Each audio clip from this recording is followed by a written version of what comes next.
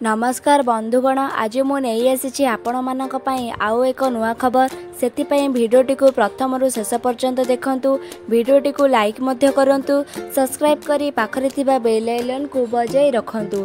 तेबे आसंतु जानिबा कोन होईची आपण मानक पई से नुआ खबर। स्टार प्लस रे प्रसारित हेउथिबा लोकप्रिय धारावाहिक अनुपमा रे मुख्य चरित्र निभाउथिबा अभिनेत्री रूपाली गांगुली जणे चिन्हा चेहरा।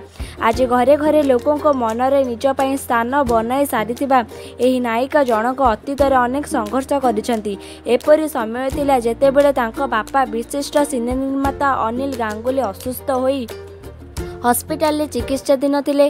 तांकर चिकित्सा लगी अर्थ जोगाड़ करिबा पई रूपाली को जहाँ भी काम मिलुथिला से करि देउथिले। से समय रे रक्षणशील बंग्य ब्राह्मण रे परिवार रे सिनेमा किंबा धारावाहिक अभिनय करने को खूब निम्न दृष्टि देखा जाउथिला। ता सत्वे रूपाली अभिनय को जीविका भावे चयन करथिले।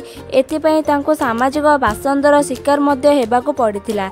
एक साक्षात्कार रूपाली तांको संघर्ष समय रे कथा मने पकाई कहंती लोकों को कथा को से केबे भी खातिर करंती नाही, कारण निज घर चलाइबा सेतेबेले तांको पई प्राथमिकता थिला। तेबे दर्शक बंधु, आपण माने जानिले रूपाली किपरि तांको घरर दायित्व तुलाइथिले।